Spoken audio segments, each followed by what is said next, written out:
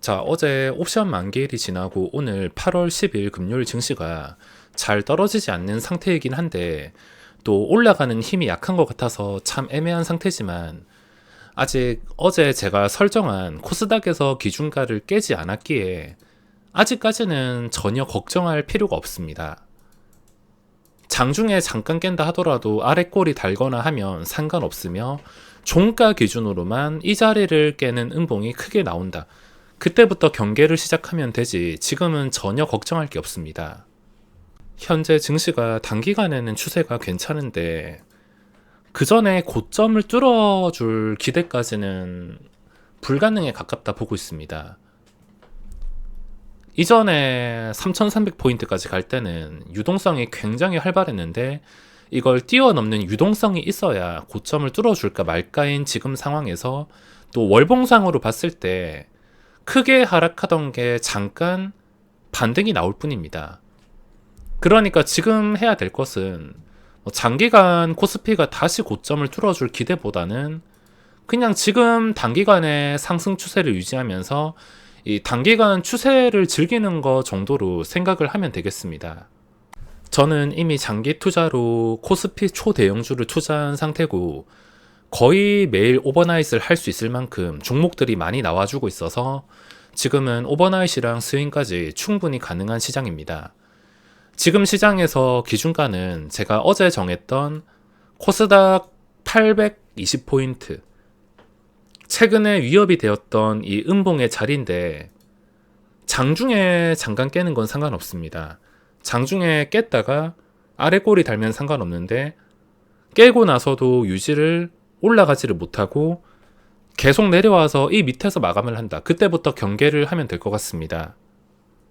제가 인버스 매매는 안 하지만 만약에 인버스를 하게 된다면 당연히 820포인트를 기준으로 인버스를 할 것이며 820을 딱 깼다고 하는 게 아니라 갑자기 증시 분위기가 굉장히 안 좋아지면서 근처까지 내려올 때 외국인과 기관의 양매도가 심상치 않다 싶을 때 인버스에 들어갈 것 같습니다. 들어갔다가 깨고 나서 양매도가 나왔으면 그 분위기를 통해서 깼으면 계속 떨어져야 정상인데 떨어지지 않고 다시 반등이 나온다. 또는 종가 기준으로 위에서 아래 꼬리 길게 달고서 마감한다. 그러면 그때는 바로 인버스 손절.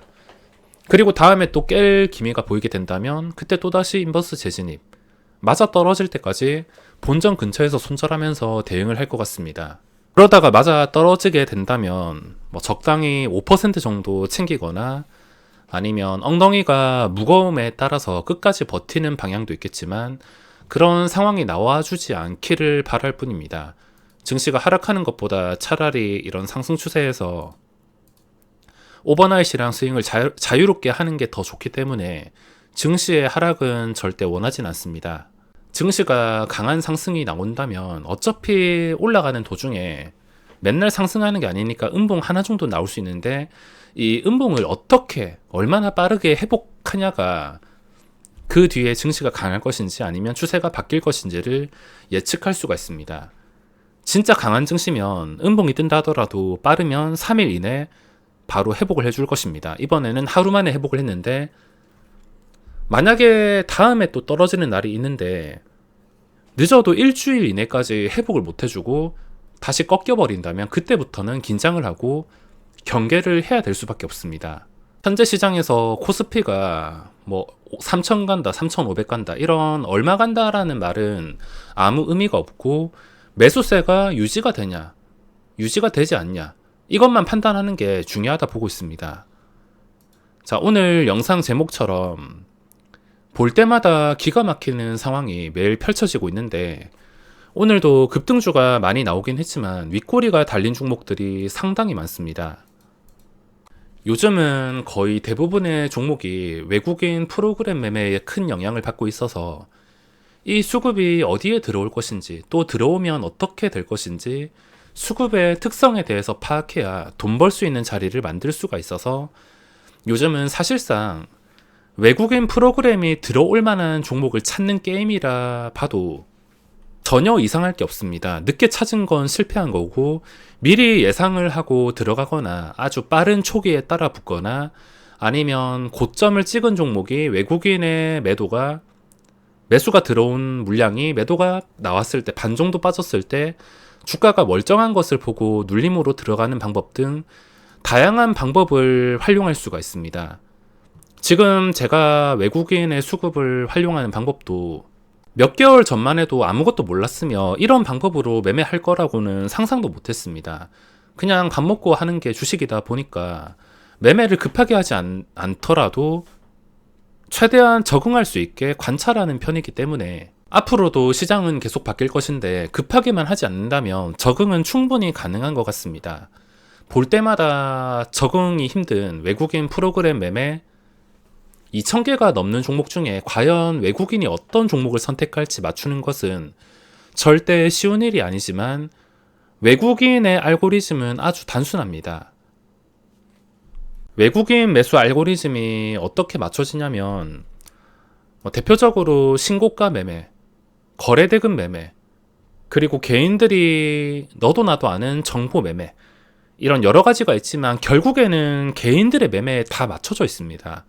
어떻게 해야지 개인들이 고점에 잘 따라올 수 있을까? 어떻게 해야 개인들이 이미 들어온 이 물량을 자연스럽게 받아줄 수 있을까? 이런 알고리즘만 연구했기 때문에 개인들에게 맞춰져 있다 보셔야 됩니다.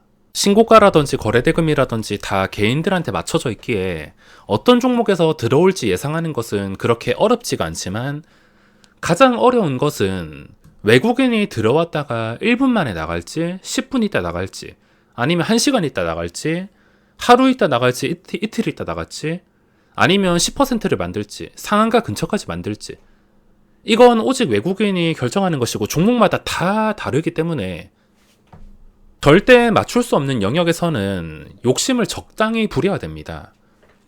이 수급에 대해 모르시는 분들은 주가가 올라가게 되면 무슨 호재라도 있나라 생각을 하시면서 상승 이유를 찾겠지만 상승 이유는 그냥 단순히 외국인의 선택을 받았기 때문입니다. 나중에 검색해서 따라오는 상승 이유는 아무 말이나 갖다 붙일 수가 있습니다. 제 내피셜이긴 하지만 오늘 HYTC라는 종목을 보시면 어제까지는 외국인이 거의 들어오지 않았습니다.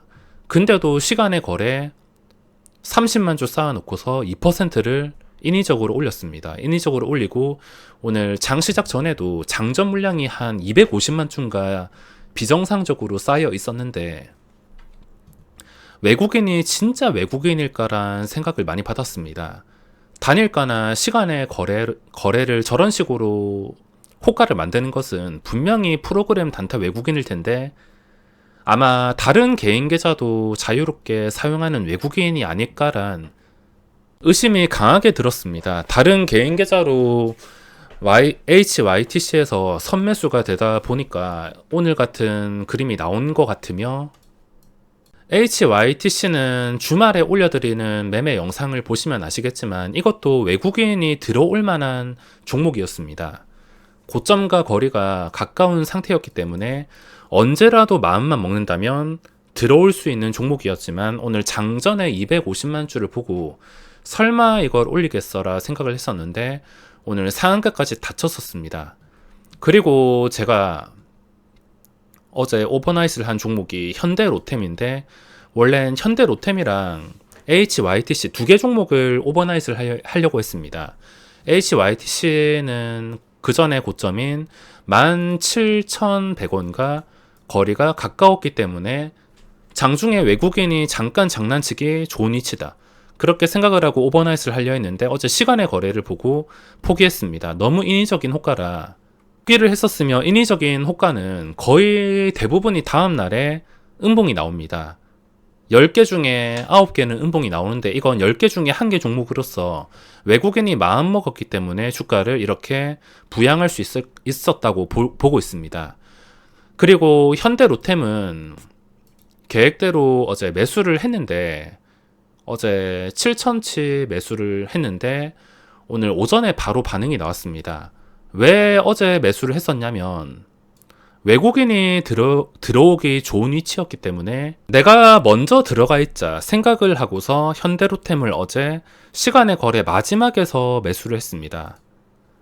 마지막에서 보합해서 매수를 했는데 오늘 귀신같이 외국인이 장 초반에 순매수 20만 주까지 들어왔습니다. 시작하자마자 여기 9시 시작하자마자 주가를 끌어올리면서 거의 30만 주까지 순매수가 10분 동안 들어왔습니다. 10분 동안 들어오면서 주가를 아무렇지 않게 6%까지 올린 다음에 저도 당황스러워가지고 26,050원에 150원에 전부 다 익절을 했습니다.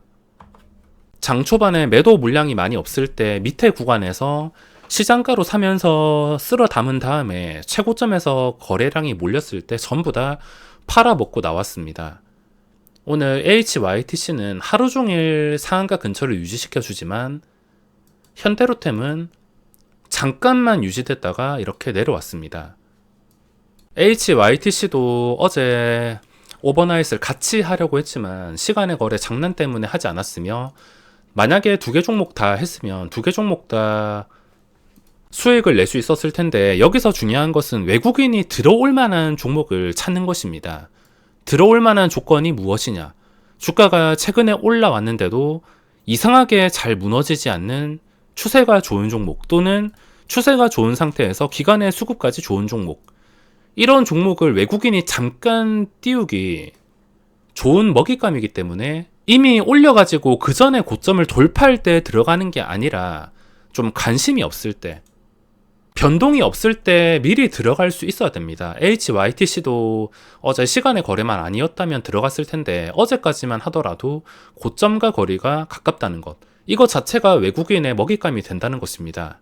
앞으로도 이런 방식으로 외국인이 들어오기 좋아 보이는 그림만 노릴 텐데, 외국인보다 먼저 매수하기 위해서 종목을 찾는 것은 어려운 일이 아닙니다. 어떤 종목을 찾냐면, 최근에 거래가 많이 되었다든지 신고가와 거리가 가깝다든지 외국인 개인이 좋아하는 종목들을 찾아가지고 그 종목이 잠깐 관심이 꺼질 때, 관심이 꺼졌는데도 주가가 잘 빠지지 않는 자리에서 미리 매수를 해놓는다면 외국인이 잠깐 뛰어가지고 팔아먹는 사이에 등에 엎혀가지고 같이 입절을 할 수가 있습니다.